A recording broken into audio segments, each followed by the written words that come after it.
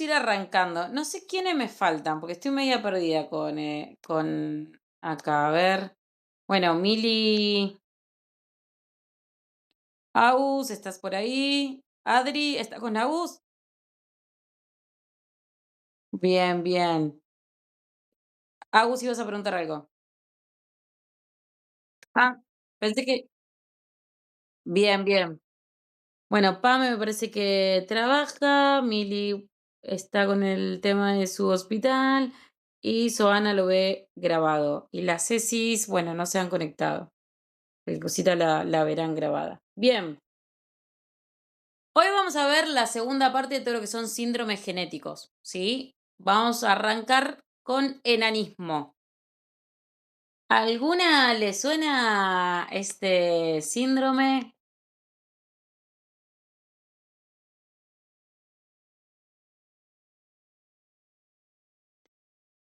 Ha sido como uno de los, eh, unos también de los síndromes que fueron como muy expuestos en algún momento, pero más en torno de burla en la historia de nuestro, o sea, de la humanidad. Pensemos en que en un tiempo todo lo que tenía que ver con las personas de talla baja, ya de por sí, sin ser persona de talla baja, son de poder llevarlo al chiste, la tele, o sea, nosotros mismos como sociedad. Y está marcada, es una de los síndromes, está marcado mucho por la estigmatización a través de toda la historia y también por la discriminación estructural. Piensen que si de por sí personas de 1,50 m, mujeres de 1,50 m, 1,55 m, que son dentro de los promedios, entre comillas, normales de estatura en la mujer, hay cosas que no llegan, las personas con enanismo tienen un, un entorno más complejo para poder llegar a resolverlo. Desde lo más básico, chicas, transporte público, altura de los cajeros automáticos, mostradores, hay una falta de empatía ante el enanismo y también un morbo, ¿sí? Fueron relegadas al ámbito del espectáculo, pensemos circos, de la comedia, ¿sí? Y siempre mirado desde lo denigrante. Piensen incluso en la banda de cumbia que estaba, ¿no? Eran los enanos y las enanas, y tal vez, o sea, Noelia Pombo, esta chica que ha luchado muchísimo para estar en el espectáculo y muchas veces era llevada al chiste todo su contexto profesional solo por tener enanismo.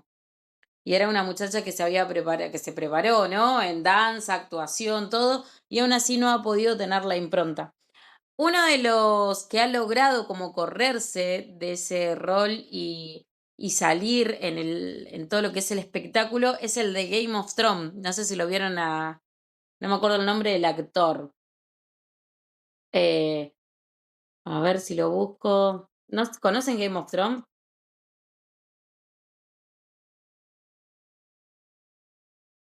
Es una serie de Netflix.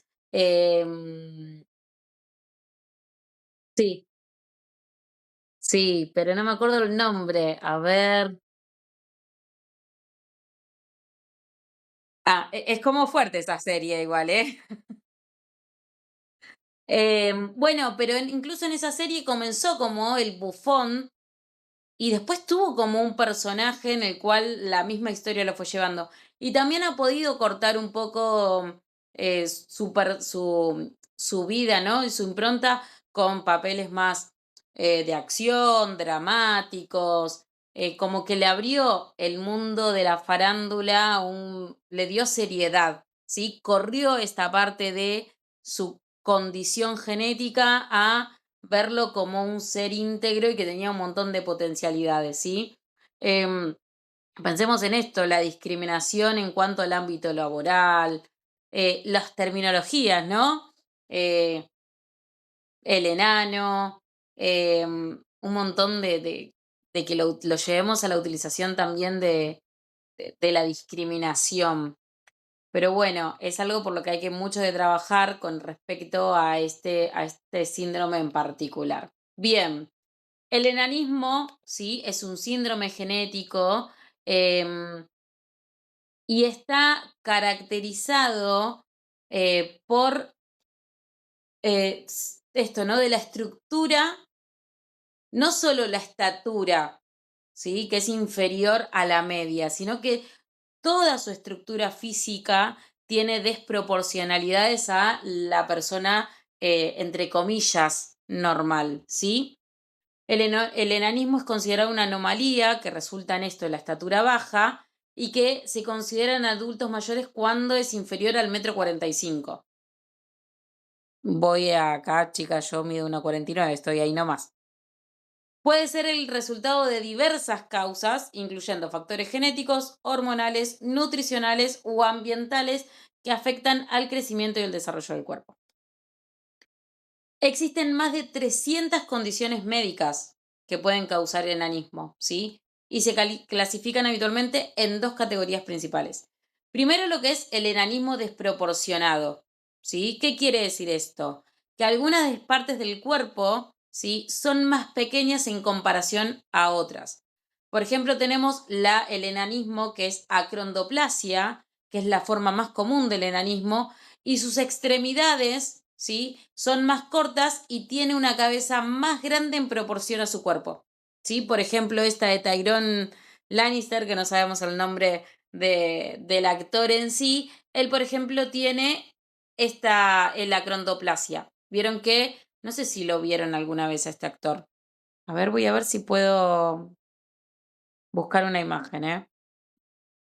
Y les voy a compartir pantalla. Em, Aguárdenme un segundito. Voy a poner Tyrone Lannister porque no me acuerdo el nombre del actor. Después cuando vean la clase grabada van a ver. em,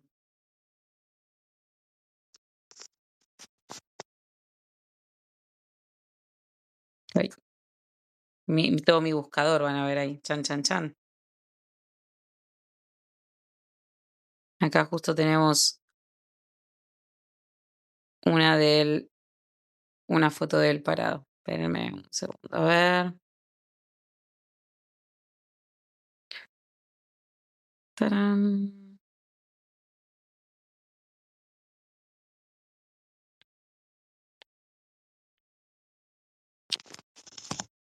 Bien. ¿Ven esto? Lo que él tiene. Sus brazos son más cortos, ¿sí? Que no, él no trabajó en El Señor de los Anillos. Sí, sí. Es más, hay otro actor muy conocido pero que siempre se quedó en esto, porque siempre eran utilizados con el mundo mágico de los enanos y cosas así. Había otro actor que trabajaba en una película, no me acuerdo cómo se llamaba en este momento, Willow, que este señor, que sigue actuando, ¿no? Em, y siempre trabajó en películas fantasiosas. Es más, el señor estuvo en Harry Potter, en Willow, en películas de enanos, pero siempre este actor en particular siempre actuó en películas en donde eran películas entre comillas de enanos. La particularidad de este actor, en particular el de Game of Thrones, es que salió de ese prototipo. También acompañando y hablando un poco de esto de cómo se redefinió la mirada, ¿no? Desde la inclusión. Es el primero en abrir camino, esperemos que sean más, pero bueno. En este caso, él tiene esto, ¿no? Como les venía diciendo, acondroplasia, que es su cabeza es muy grande, ¿sí? A comparación de su contexto torácico y de piernas. Fíjense que el tamaño de su tórax es como el de una persona, entre comillas, normal, pero sus brazos y sus piernas son cortos. ¿Sí? Sus extremidades son más cortas y la cabeza más grande, siempre en proporción al cuerpo, ¿sí? Luego tenemos lo que es el enanismo proporcionado, que en ese caso todas las partes del cuerpo son más pequeñas, y de manera uniforme. Entonces tienen una apariencia proporcional. A ver, voy a buscar alguna imagen como para que lo veamos.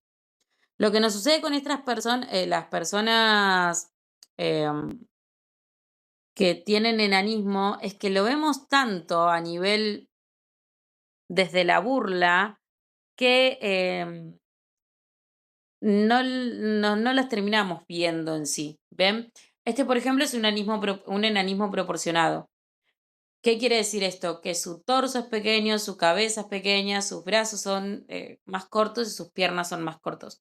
¿Sí? Que tienen una talla menor a la normal, entre comillas, pero que aún así está proporcionado al resto de su cuerpo.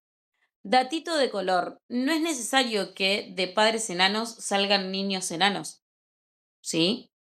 El desorden genético puede ser de mamá y papá y aún así sus hijos pueden nacer tranquilamente con talla normal, ¿sí? El síntoma más... sí,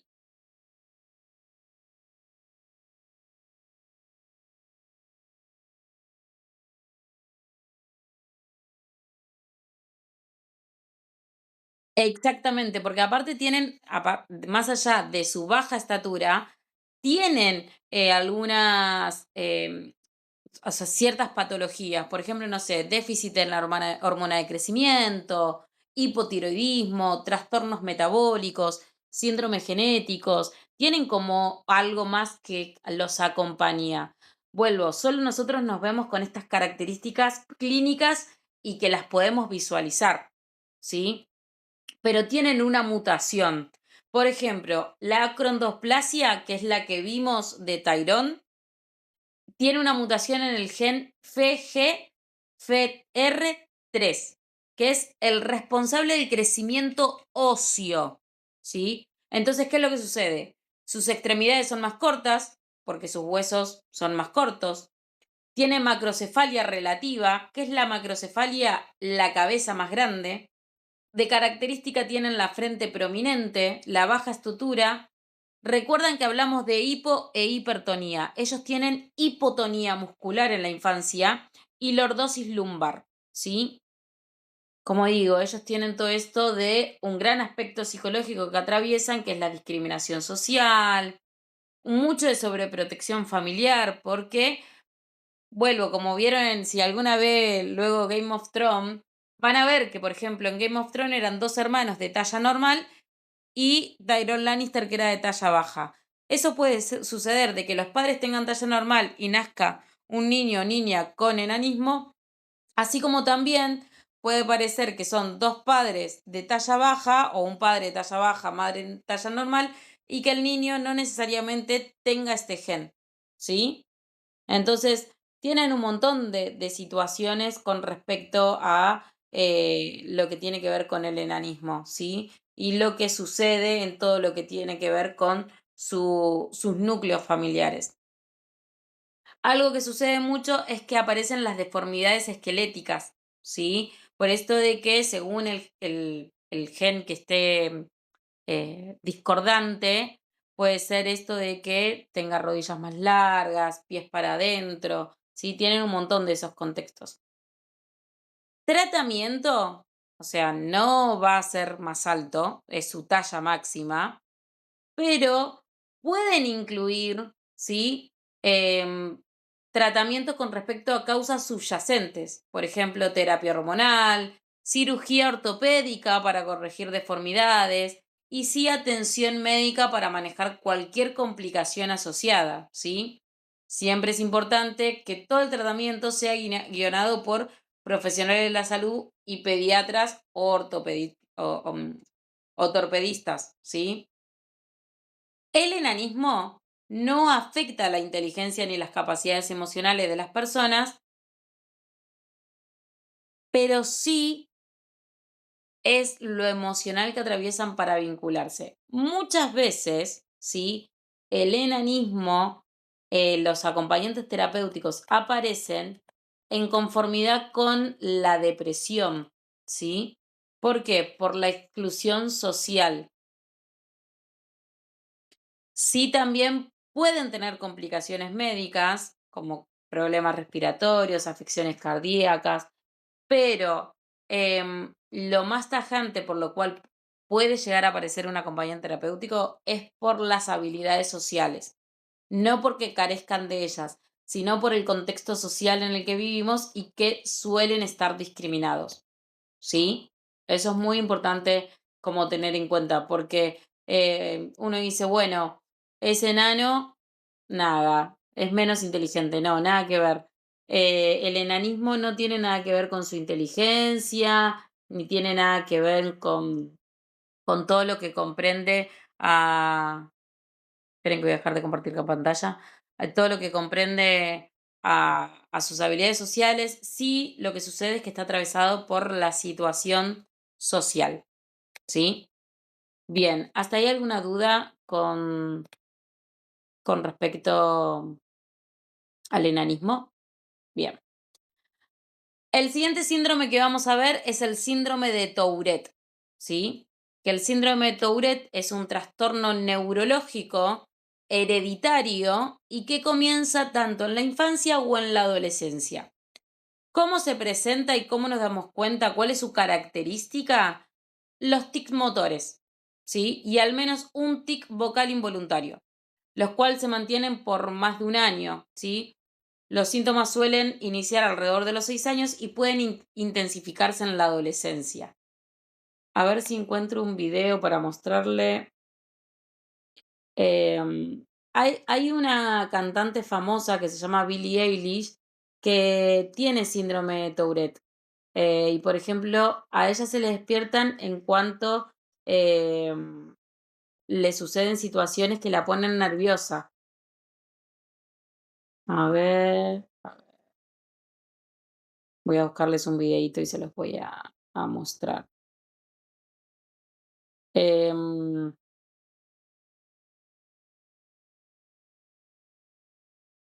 Hubo un cantante que en un momento le agarró un gran... Les voy a ver si puedo... Llamativas. A ver si... Que tiene esa misma enfermedad, habla de su día. No, esperen que no puedo... Bueno, después les voy a mandar el videito porque acá a ver si me sale. Famosa Someone You Love.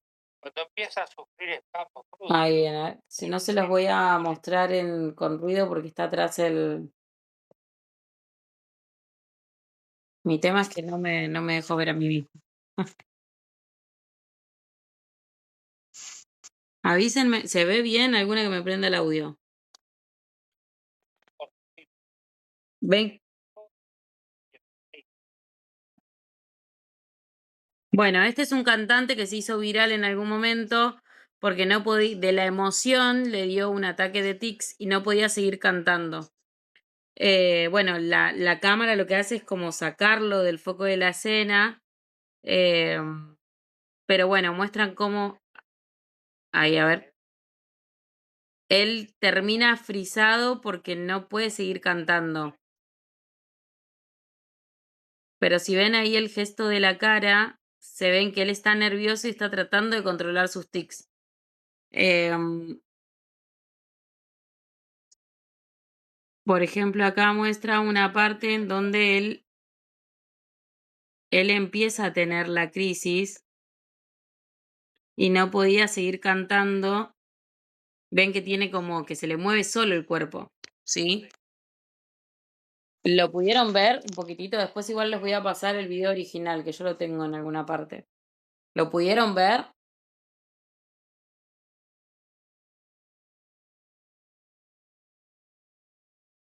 Bien.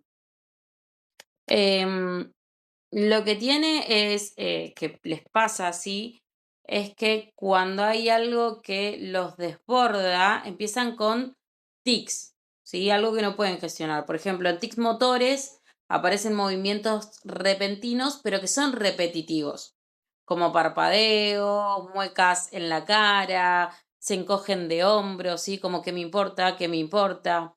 También aparecen los tics vocales, que son sonidos involuntarios, ¿sí? Como repetir una palabra, ¿sí? hola, sí, sí, sí, hola, sí, sí, sí, hola, y te quiere seguir hablando porque, o sea, es como que queda ahí trabado.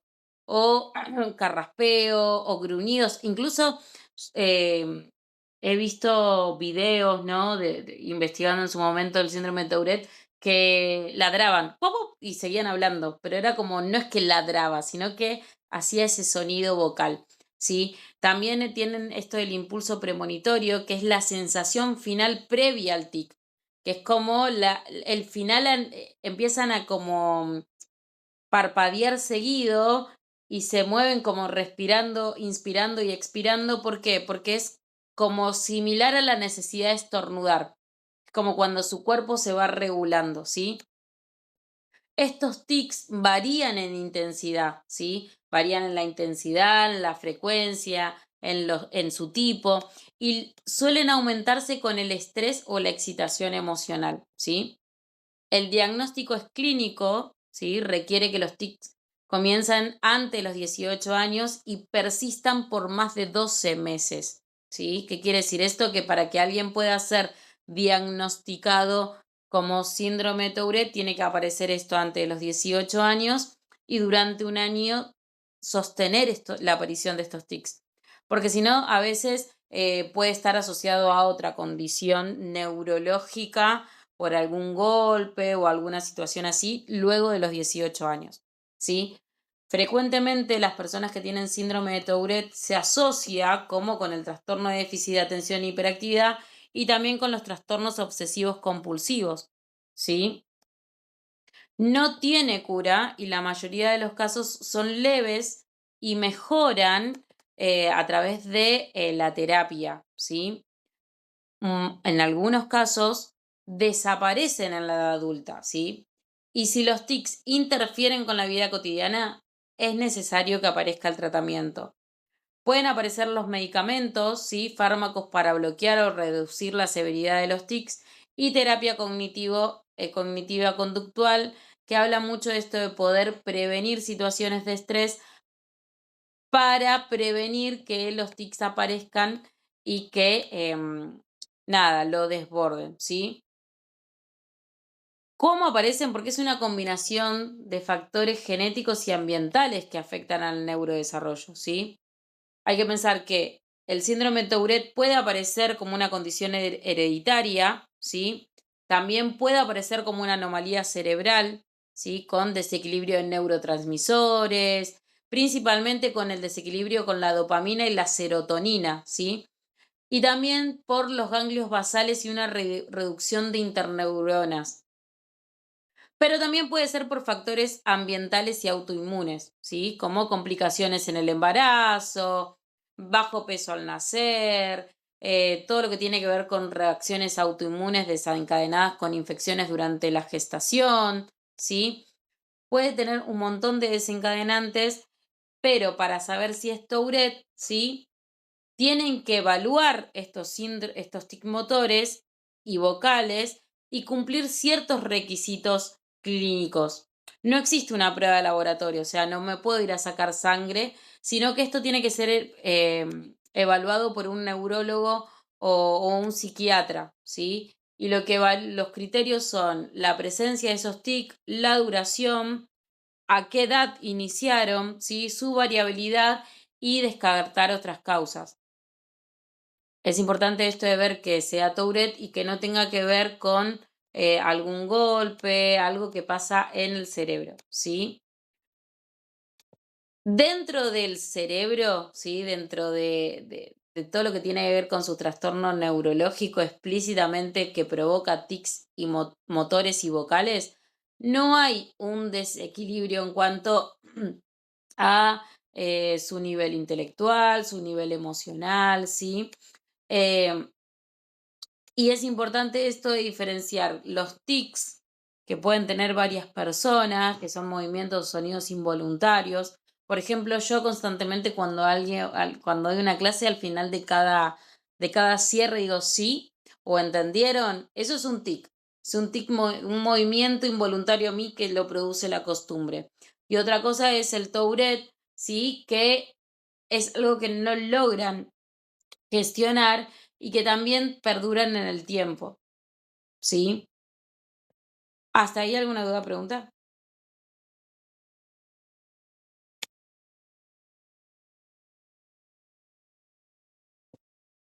¿Qué es lo que sucede en cuanto al acompañante terapéutico con respecto al síndrome de Tourette?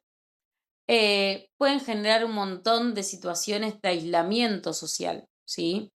Las dificultades académicas no tanto vuelvo por el que la persona no tenga la condición intelectual, sino por el hecho de el aislamiento, el sentirse inferior, el autoestima. Entonces, a veces los acompañantes terapéuticos aparecemos para, primero para educar, ¿sí? Con respecto a esto de la psicoeducación, poder visualizar situaciones que lo lleven al estrés para prevenir la aparición de una crisis desencadenada de los tics, ¿sí? También acompañamos a favorecer la inclusión, ¿sí? A acompañar a familiares y a educadores a que puedan visualizar a esto como parte de su identidad y no como algo de burla, ¿ok? Bien, ¿hasta ahí alguna duda, consulta, pregunta? Bien, vamos a seguir con espina bífida. La espina bífida es una malformación congénita del tubo neural producida durante las primeras semanas del desarrollo embrionario. ¿Dónde pasa esto? En la columna vertebral, ¿sí? ¿Qué quiere decir? Que la columna vertebral no se cerró completamente. A ver si encuentro una imagen para mostrarles también. No me voy a dejar las imágenes preparadas, eh, porque estas son como muy visuales. Acá encontré una. Bien. Todo esto imagínense ahora cuando les muestre que es la espalda de una persona, literalmente.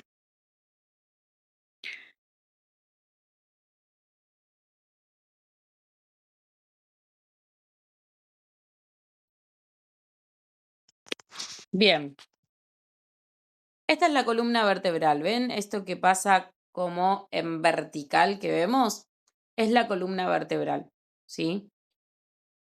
Vieron que, por ejemplo, en el primero, en esto que está sobre la derecha, tenemos tres huesitos, luego hay un hueco y después siguen los huesitos.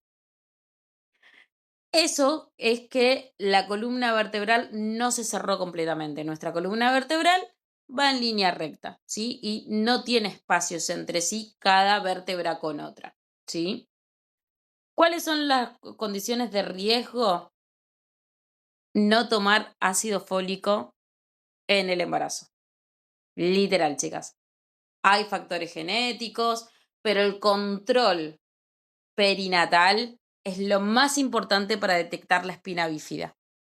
Ecografías, ácido fólico y la glucosa en la maternidad, en la gestación. Son las tres causas principales de la espina bífida. Parece que no, pero son súper importantes. Y aparte, porque esto se puede ya vislumbrar en la ecografía. Por eso es importante los controles. La primera que tenemos es la espina bífida oculta, que es la forma más leve y que incluso puede pasar desapercibida por años, ¿sí? En la espina bífida, incluso la oculta, luego pueden que se den cuenta porque les duele la espalda, ¿sí? Pero pueden pasar años en que no me dé cuenta, ¿sí? Suele ser asintomática, pero algunos signos físicos y neurológicos pueden indicar su presencia, ¿sí? Por ejemplo, no sé, en esa zona, ¿sí? En la zona lumbar aparezca vello, ¿sí? O hoyuelos, ¿sí? Esos huequitos en la espalda, manchas pigmentadas o lunares sobre esa región y pequeñas como acumulaciones de grasa en la zona lumbar, ¿sí? No garantizan la presencia de esto, pero aumentan la probabilidad de que vayamos y la necesidad de ir a hacerse un chequeo. ¿Qué sucede si lo tengo y pasan los años y no me doy cuenta, aparecen síntomas en donde pueden afectar nervios y músculos, incluso siendo tan pequeña. Dolor crónico en la espalda baja, especialmente en la edad adulta, debilidad o entumecimiento en las piernas, hormigueo, rigidez muscular, dificultad para caminar o problemas de coordinación y equilibrio, y disfunción en la vejiga o intestinos. Esta es la menos frecuente, pero suele aparecer, ¿sí? ¿Cuáles son las consideraciones para ir a tener en cuenta en esta situación? La debilidad significativa o parálisis en las piernas, pérdida de control de vejiga o intestinos o el dolor intenso o progresivo en la espalda. Este es con el que hay que tener más cuidado. ¿Por qué? Porque pasa desapercibido, ¿sí? Pero no quiere decir que porque pasa desapercibido, no me va a hacer menos mal. Luego tenemos la meningocele, ¿sí? Que es la segunda que vemos acá, que es cuando existe una protrusión de las meninges a través de la abertura vertebral. ¿Qué quiere decir esto? Que las meninges, que es esto rojo que atraviesa nuestra médula espinal, se empieza a escapar por el hueco que se produce a través de mis vértebras, ¿sí? En estos casos, ¿sí? Sobresalen a través de la columna vertebral y forman un saco lleno de líquido, mientras que la médula espinal permanece en su lugar, ¿sí? Es un defecto congénito, como la otra del tubo neuronal, y la estructura embrionaria que se convierte en el cerebro y la médula espinal empieza a fluctuar distinto, ¿sí? Em, ¿Cuáles son los síntomas y las complicaciones? Aparte de que ya en la ecografía se puede ver, cuando nacen, se ve un saco visible en la espalda del bebé, ¿sí? Generalmente en la región lumbar. A diferencia de la que sigue, ¿sí? Los nervios suelen permanecer dentro de la columna, por lo que los problemas neurológicos pueden ser menos graves, aunque algunos niños, ¿sí? Pueden presentar debilidad o alteraciones en el control de su vejiga y sus intestinos. Piensen que es la conexión de los miembros inferiores al cerebro, ¿sí? Sin tratamiento existe riesgo de infecciones y complicaciones secundarias, ¿sí? Como el síndrome de médula anclada. El diagnóstico, en este caso, y es súper primordial porque se ve la protuberancia incluso en las ecografías, se hacen mediante pruebas de control, ¿sí? Ecografías. Tras el nacimiento se confirma mediante las imágenes médicas, ¿sí? Aún puede ser que necesite resonancia magnética, tomografías, pero más que nada para evaluar la extensión del defecto y cuánto implica la médula espinal, ¿sí? El tratamiento principalmente es quirúrgico, lo que buscan es cerrar la abertura y proteger las meninges para evitar infecciones y preservar todo lo que es la función neurológica, y se puede realizar después del nacimiento.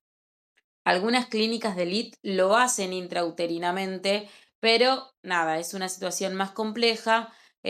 No sé si en nuestro país se está realizando, pero sin tratamiento médico hay complicaciones con situaciones como problemas de movilidad, hidrocefalia, alteraciones urinarias, ¿sí? El pronóstico de vida suele ser mejor que el mielominosele, ya que la médula espinal no está expuesta, ¿sí? Y con tratamiento adecuado pueden llevar una vida relativamente normal. Algunos pueden necesitar terapias físicas o asistencias para funciones. Yo mi primer acompañamiento fue de un niño con la meninocele. El nene no sentía o sea, tenía debilidad en las partes inferiores de sus piernas, utilizaba silla de rueda, pero sí le había afectado neurológicamente, tenía un retraso madurativo y a su vez, nada, este nene, imagínense que ahora tiene 15 años, hace 15 años atrás no existía la tecnología de ahora. em, Tenía como reducción en la vista, como que le había afectado en varios sectores de su sistema nervioso y en consecuencia de alguna de sus funciones. Pero bueno, es algo que se puede alertar desde el momento de la gestación. Luego tenemos la mielomignocele, que es la forma más grave, y es donde se exteriorizan todas las meninges y la médula espinal, ¿sí? Que es la última. No solo sale la médula espinal, sino que también, no solo salen las meninges, sino que también la médula espinal, ¿sí? También se llama espina bífida abierta, ¿sí? ¿Por qué? Porque está abierta y la médula espinal y los nervios raquídeos prostuyen, ¿sí? Junto con las meninges a través de la abertura vertebral. Entonces, los tejidos y nervios están expuestos y aumenta el riesgo de infecciones y daño neurológico, ¿sí? Está como los anteriores casos en la región lumbar o lumbosacra, ¿sí? Y pueden aparecer en otras partes de la columna. Aparece un bulto, pero esta vez está abierto. En este caso, sí aparece la hidrocefalia, el síndrome de Arnold-Chiari, meningitis, problemas de aprendizaje, deformidades de pies y problemas de movilidad, ¿sí? Es importante el diagnóstico porque mediante pruebas prenatales, ¿sí? Incluso con sangre materna, no hace falta que estén llegando a ser invasivas, es una evaluación de sangre, un análisis de sangre y una ecografía fetal y puedo ya saber que puede suceder, o sea, que puede estar el trastorno, ¿sí? Hay que tener en cuenta que el mignocele es menos grave y generalmente no afecta a la médula, pero sí este caso, que es el mielomignocele, implica exposición de la médula y nervios y que genera riesgo de complicaciones neurológicas y sistémicas, ¿sí? En este caso aparece, ¿sí? Un manejo interdisciplinario, porque aparece la fisioterapia para acompañar todo lo que tiene que ver con el aprendizaje de manejar todos los miembros inferiores, ¿sí? Depende cómo esté la lesión, puede aparecer parálisis parcial o total, alteraciones sensitivas, problemas urinarios, problemas intestinales y, como ya les venía diciendo, todo lo que comprende la hidrocefalia, ¿sí? Y aparte pueden aparecer situaciones en las cuales influyan en su aspecto emocional, autoestima, independencia, relaciones sociales, ¿sí? Hay varios casos en donde las acompañantes tenemos que aparecer también porque, nada, imagínense, en mi caso particular yo acompañaba al nene, estaba en sexto grado y tenía que ir en silla de ruedas al colegio. Entonces había lugares en donde solo no podía subir y tenías a la docente con 30 alumnos y no podía hacer que llevarlo hasta la silla, o también él no veía bien al pizarrón, tenía un montón de cuestiones físicas en las cuales, nada, la acompañante era quien brindaba herramientas y estrategias para poder resolverlo, ¿sí? Bien, luego tenemos, ¿hasta ahí entendieron todo? Bien. Luego tenemos la epilepsia, ¿sí? La epilepsia es un trastorno neurológico crónico que está caracterizado por la predisposición a presentar crisis epilépticas recurrentes, ¿sí? Imagínense, ¿se acuerdan cuando vimos que nuestro cerebro era un gran arbolito de Navidad con un montón de conexiones de luces? Cuando las descargas eléctricas son anormales, se generan como mini explosiones en las neuronas cerebrales y se desconectan, ¿sí? La realidad es que el 1% de la población de cualquier edad puede tener epilepsia, ¿sí? Tenemos diferentes tipos de epilepsias. Incluso hay una epilepsia que es la epilepsia infantil, que aparece hasta los 12, 13 años y luego cuando aparece todo el nuevo crecimiento del cerebro debido a todas las transformaciones hormonales, desaparece, ¿sí? Que es epilepsia en la juventud o la epilepsia en la niñez. Pero bueno, tenemos diferentes tipos de crisis. Tenemos las crisis focales, que son las que se originan en una región específica del cerebro y que producen movimientos involuntarios, ¿sí? Alteraciones sensoriales y cambios emocionales, pero no se notan a simple vista. Es como que movió el brazo y ahí quedó. Sí es importante hacer el seguimiento porque esas desconexiones neuronales sí luego van a afectar en otras cuestiones. Luego tenemos las crisis generalizadas que comprometen ambos hemisferios cerebrales. En estos casos tenemos dos tipos de crisis. Las crisis tónico-clónicas, que son las que habitualmente nos viene a la mente cuando pensamos en epilepsia, que es la pérdida de la conciencia, la rigidez muscular y las sacudidas corporales, ¿sí? ¿Vieron cuando le da una convulsión? ¿Sí? Y luego tenemos las crisis de ausencia, que es cuando se observan breves desconexiones. Por ejemplo, no sé, está ahí hablando como si nada, dejó de hablar, se le tildó el CPU, digo yo, y volvió. Pero no recordó lo que pasaron en esos 5 minutos, sino que literalmente se fue en una nube y volvió. Es importante porque las crisis de ausencia son igual de alertantes, de alarmantes, como las crisis tónicas, porque las crisis de ausencia no nos damos cuenta y son desconexiones neuronales, ¿sí? Son grandes corrientes eléctricas haciendo alteraciones en nuestro cerebro y que pasan desapercibidas. ¿Qué sucede? Con las crisis de ausencia lo que podemos hacer, si somos acompañantes, es tener esto de ir viendo cuando aparecen seguidas y poder brindarlas en nuestros informes para que tengan su respectivo control con el neurólogo. Pero más que, hey, hey, mírame y que vuelva en sí y controlar el tiempo, no podemos hacer nada. Pero cuando aparece una crisis convulsiva, que es cuando la persona cae al piso y empieza a temblar, ahí sí tenemos que accionar. ¿Qué tenemos que hacer? Primero, mantener la calma. Respiro hondo y no entro en crisis. Lo segundo es retirar todo objeto peligroso de alrededor. ¿Sí? Pero no digo que lo segundo es voy, mira, no. Tiene que ser todo rápido esto. ¿Sí? Luego, acá hay un par de mitos que hay que sacar. ¿Sí?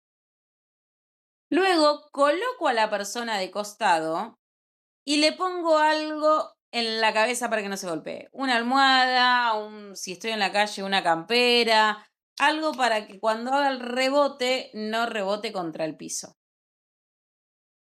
No introducir objetos en la boca porque se va a ahogar. No meter los dedos para sacar la lengua porque me va a morder y literalmente me va a arrancar los dedos con la fuerza maxilar. ¿Sí? Recuerden que nosotros tenemos dientes afilados porque podemos comer carne. Entonces, ¿cuántos de ustedes se han comido en el asado un huesito? Imagínense si ustedes meten la mano en la boca de una persona que no está pudiendo controlar su presión maxilar y aprieta. Le arranca los dedos, chicas. Así que no metemos el dedo en la boca, ¿sí? No le ponemos nada en la boca, solo lo ponemos de costado, la pierna que está en el suelo extendida, la pierna que está arriba se la doblamos y lo dejamos de costado. ¿Por qué de costado? Porque la persona puede vomitar. Y ahí va otro datito de color. No le damos agua, porque se va a volver a ahogar. Lo tenemos de costado y controlamos el tiempo en que dura la convulsión y mientras llamamos al 911. Termina la convulsión. ¿Lo dejamos a la persona que se ponga boca arriba? No. Hasta que no aparezca una ambulancia, la persona de costado. ¿Sí? ¿Por qué? Porque se puede repetir la crisis. ¿Sí? Y si se repite y la persona se ahoga en la convulsión, no vamos a poder estar haciendo dale, vomitar mientras que estás convulsionando. Entonces, preferible que esté de costado. Si vuelve, le preguntamos cómo está, tratamos de que acomodarle la almohada y nos quedamos ahí hasta que venga la ambulancia o desaparezca acá la crisis. La realidad es que las personas con epilepsia suelen tener mucha noción de su cuerpo, ¿sí? Entonces, previo a las crisis ya empiezan a sentir el hormigueo, como que me voy a descomponer y lo avisan, como, che, me está por dar una crisis epiléptica. Pero bueno, datitos para tenerlo en cuenta por si alguien no, no sabe cómo accionar. Datos principales. De costado, que no se golpee la cabeza y no obstruir nada con la boca. Ni agua, ni dedo, ni un lapicito que muerda para que no se le, no se enrosque la lengua, nada. Eso es mito. ¿Sí? La persona de costado, controlo el tiempo que le dura la crisis, algo en la cabeza para que no se golpee, lo sostengo ahí, si vomita, vomita, que salga para afuera, es mejor que antes que se ahogue, y llamamos automáticamente al médico, ¿sí? Es solo eso. ¿Hasta ahí alguna duda?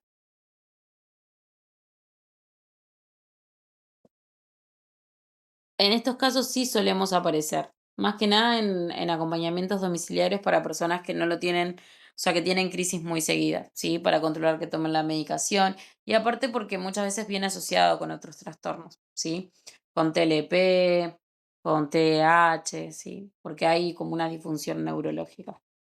Bien, vamos a seguir con el síndrome de Treacher-Collins.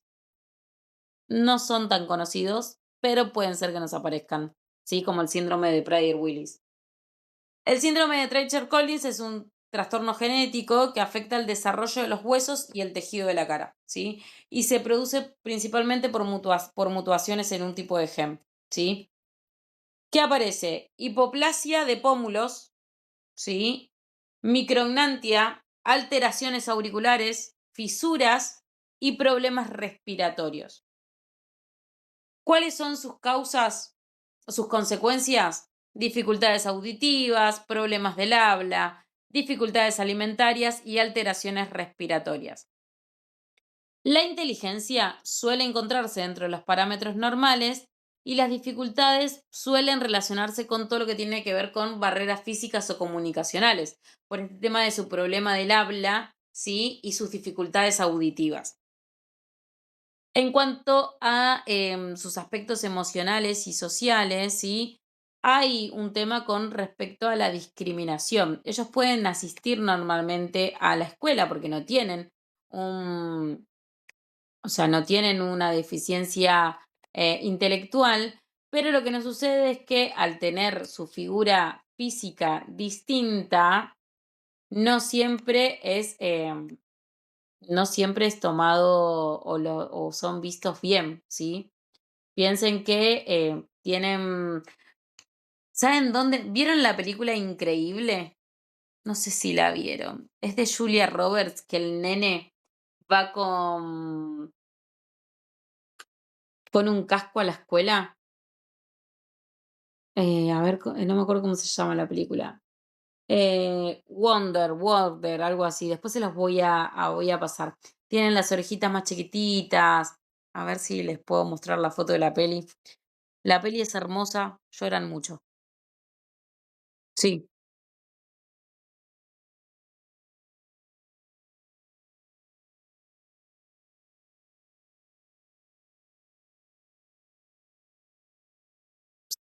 sí, sí, sí, exactamente. Es más, en la película lo van a ver que el nene usa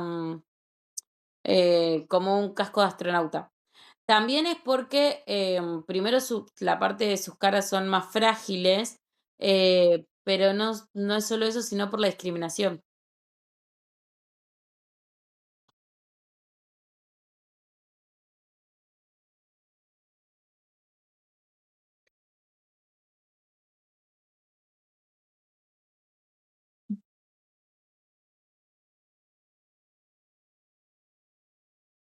Sí, lo que sucede es que, bueno, nada, son chicos que son muy discriminados, no solo ellos, la familia, capaz que no en no en su clase, pero sí en la escuela, en el barrio. Entonces como que quedan muy herméticos. Les voy a pasar esta película, van a llorar muchísimo, pero es genial. Y aparte, el nene tiene, ¿cómo se llama? El nene tiene síndrome de Treacher-Collins, entonces lo van a ver ahí como en vivo y directo, no es que es maquillaje ni nada, es un niño con el síndrome, ¿sí? Tiene muchísimos médicos, ¿sí? Médicos, psicólogos, psicopedagogos, terapistas ocupacionales, fonoaudiólogos, trabajadores sociales. Y el acompañante terapéutico no es tanto por la parte intelectual, sino por la parte emocional y de habilidades sociales. Es la ironía, ¿no? Porque nuestra profesión es muy solicitada, pero no por el hecho de que la persona con un síndrome o un trastorno tenga la necesidad, sino que la sociedad no la puede incluir realmente.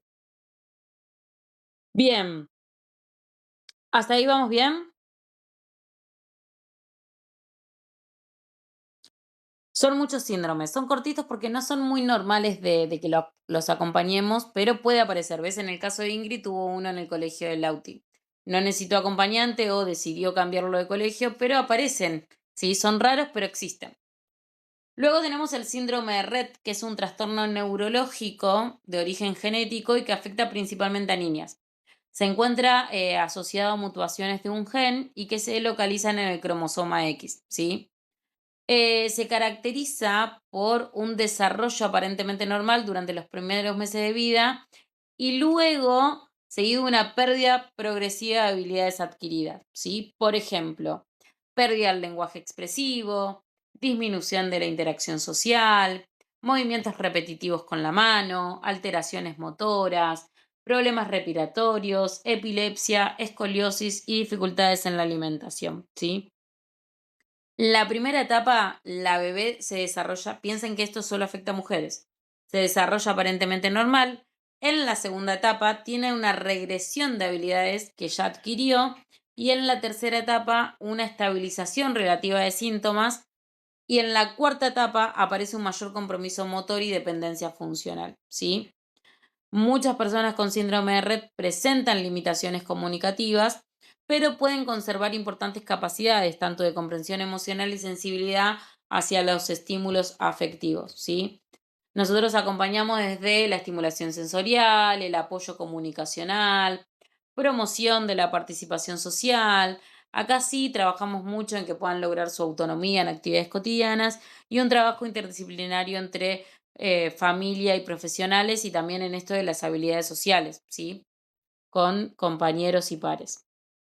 Bien, luego tenemos el síndrome de Angelman, que es una alteración genética ocasionada generalmente por una pérdida o inactivación de genes maternos en el cromosoma 15, ¿sí? Fue identificado por un pediatra que se llama Angelman y por eso su nombre en 1965. Son síndromes todos muy nuevitos, o sea, antes pensemos que eran como los que mandábamos al circo. Es triste, pero bueno, eran los marginados. A partir de la década del 60, fines de la década del 60-70 empezaron como a estudiarse un poco más, ¿sí? Las características, por ejemplo, es la discapacidad intelectual severa, ausencia o limitación importante del lenguaje verbal, marcha inestable, hipotonía, sonrisa frecuente, risa inmotivada, hiperactividad, trastorno del sueño y crisis epilépticas. Las personas que tienen síndrome de Angelman tienen un interés social elevado, búsqueda constante, interacción, afectividad marcada y facilidad para expresar alegría. No quiere decir que sean niños felices todo el tiempo o adultos felices todo el tiempo, sino que es parte de su perfil por esto del cromosoma, ¿sí? Su comunicación, al ser, o sea, necesitamos que trabajar en su comunicación, entonces podemos utilizar pictogramas, tableros visuales, dispositivos electrónicos, ¿sí? Es importante esto de mantener rutinas previsibles, utilizar apoyos visuales, anticipar cambio de actividades. Vuelvo que son síndromes raros, pero que nos pueden aparecer. Bien, ¿hasta ahí alguna duda? Bien. Luego tenemos el síndrome de Williams, que es un trastorno genético causado por una microdeleción en el cromosoma 7 y se caracteriza por un perfil neurocognitivo particular con rasgos físicos específicos y una marcada sociabilidad, ¿sí? Sus características físicas, por ejemplo, son nariz pequeña, boca amplia, labios gruesos, baja talla y problemas cardiovasculares. En estos casos particulares sí hay discapacidad intelectual leve o moderada, dificultades visoespaciales, buen desarrollo del lenguaje expresivo y facilidad para la memoria auditiva, ¿sí? Son sociables, tienen un interés por interactuar con desconocidos y una sensibilidad emocional elevada, ¿sí? Misma situación que la anterior, sí, acompañamos con respecto a todo lo que tiene que ver con promover la autonomía, trabajar el reconocimiento de riesgos, sí, por esto de la socialización que tienen, desarrollar habilidades de autocuidados y favorecer habilidades sociales seguras, sí. Luego tenemos la enfermedad de Huntington, ¿sí? Que es una enfermedad neurodegenerativa, hereditaria, y que está causada por una mutación en el gen HTT ubicado en el cromosoma 4. Se transmite mediante herencia, ¿sí? Y lo que significa que un progenitor afectado tiene un 50% de probabilidad de transmitir la enfermedad a su descendencia. ¿Qué tiene esta en particular? Que si alguno de los progenitores lo tiene, posiblemente un descendiente lo va a tener, ¿sí? En cuanto a sus características, movimientos involuntarios, alteraciones cognitivas, trastornos conductuales, cambios de personalidad, dificultad de memoria, problemas de planificación, ¿sí? En este caso particular tiene manifestaciones psicológicas como depresión, ansiedad, irritabilidad, apatía, conducciones impulsivas, presenta un curso progresivo, ¿sí? Lo que causa que sea un incremento gradual de la dependencia funcional. Es importante esto de mantener rutinas, favorecer la autonomía residual, apoyar a la familia, promover la participación comunitaria. Bueno, son casos como muy particulares que aparezcan, requieren todos estos, los que tienen como síndrome genético, yo siempre le digo que requieren que después hacer alguna especialización, si les interesa trabajar con todo lo que tiene que ver con síndromes genéticos, porque abarca un montón de cuestiones más amplias, ¿sí? Luego tenemos el síndrome de X frágil, ¿sí? Que es hereditario, y lo que tiene es que aparece una discapacidad intelectual, y es una de los síndromes más estudiados al día de hoy, ¿sí? Está relacionado con alteraciones en el gen del cromosoma X, y aparece esto, ¿no? La discapacidad intelectual variable, dificultad de atención, problemas de memoria del trabajo, dificultad en funciones ejecutivas, la ansiedad social, hipersensibilidad sensorial, impulsividad, hiperactividad, conductas repetitivas. Es muy similar, ¿sí? Y se lo relaciona mucho con el espectro del autismo, ¿sí? Hay un porcentaje de personas con síndrome de X frágil que presenta características compatibles con el trastorno del espectro del autista, pero en esta particularidad es que se puede ver en estudios específicos, no tanto desde conductuales, sino de estudios clínicos, ¿sí? A diferencia del trastorno del espectro del autismo, no se ve en estudios clínicos, ¿sí? No puedo hacer un análisis de sangre y un análisis de conteo de cromosomas, porque no se va a ver, no existe, ¿sí? En cambio, en el síndrome de X frágil sí existe, ¿sí? Bien, ¿hasta ahí alguna duda, consulta, chicas? Son un montón de síndromes. Y eso que no vimos estos son los,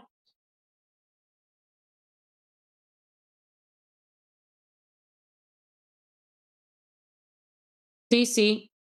Y aparte, piensen en esto que yo nada más les estoy dando los que posiblemente en nuestro contexto de nuestro país o de nuestro sistema de salud y discapacidad pueden aparecer, porque hay muchos más.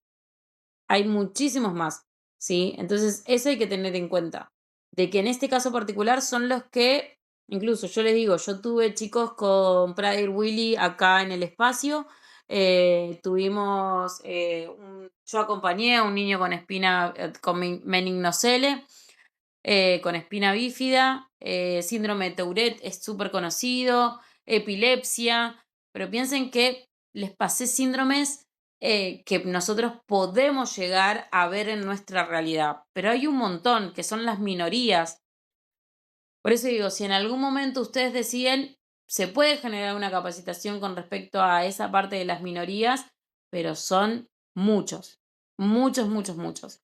Y que de muchos, como dije en el que les había hablado hace un ratito, por ejemplo, el enanismo, o de repente el de Williams, o ay, no me acuerdo el nombre del otro, del chico de Wonder, no tienen déficits intelectuales. En realidad no es que necesitan a un acompañante porque necesita materiales de apoyo o algo por el estilo, sino que en realidad son excluidos socialmente por una mirada explícitamente de la sociedad, ¿sí? Y que terminan nada, boicoteando su autoestima o su manera de ver el mundo, un montón de contextos así, que no tienen nada que ver con sus capacidades, sus fortalezas o sus debilidades, sino con cómo la sociedad los coloca en esos contextos sociales, ¿sí?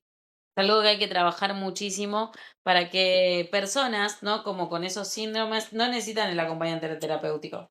Nos viene re bien porque nos genera trabajo, pero la realidad es que no tienen una situación clínica, física o intelectual que requieran de que aparezcamos en su vida. Teniendo en cuenta lo difícil que es hoy por hoy, muchas veces que algunas personas que no tienen las capacidades de obra social o cosas así, de acceder a la acompañante terapéutico. Piensen que hoy un acompañante terapéutico o una terapia, más allá que es un derecho de todas las personas, ¿sí? Porque es una salud integral, hoy por hoy es algo de privilegio en muchas casas.